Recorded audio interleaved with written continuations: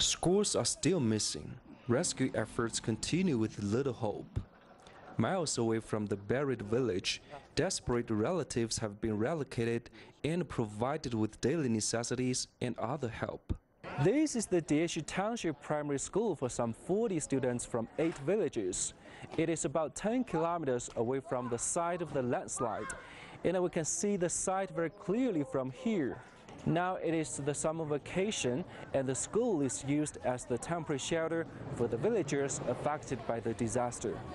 More than 130 villagers are staying in the students' dormitories, including the families of the missing and some from the neighboring villages. Food, beds, and basic medical services are all provided. This is the nearest safe place that can house so many people in such a short time. We've tried to put them in a reasonably good place so they don't have to live in a tent or makeshift houses.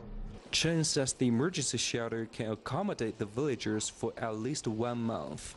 Meanwhile, they wait for news of their loved ones. I brought my relatives that could be reached here when it was set up. We're getting a lot of help from both government and volunteers, and I am grateful for that. 4 of Tan's family members are among the missing, including his elderly parents, younger brother, and sister-in-law. He says he's most concerned about his young nephews. With the people's basic needs met, there's now a need for psychological relief, which can take a long time. We hope we can help them, especially children and women, by accompanying them as their sisters or aunts, but not as psychological professionals. One's 5-member team, all with psychological knowledge and experience of post-disaster relief, will first assess the villagers' mental state to see if there's a likelihood of psychological crisis among them. We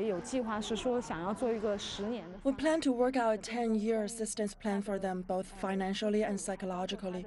A short period of help for 1 week, 3 months, and even 3 years is not enough at all. Provincial government officials said at a press conference on Monday that they are working on a long-term settlement plan for the villagers.